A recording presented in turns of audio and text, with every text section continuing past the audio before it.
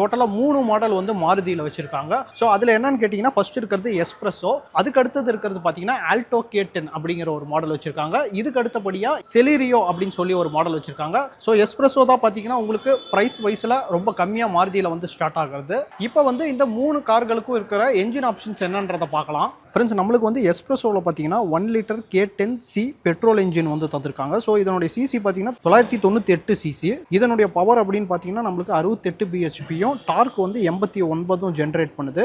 இதே same engine தான் பார்த்தீங்கன்னா நம்மளுக்கு ஆல்டோ K10லையும் பயன்படுத்தியிருக்காங்க. பவர் அண்ட் டார்க்கும் நம்மளுக்கு அதே தான்.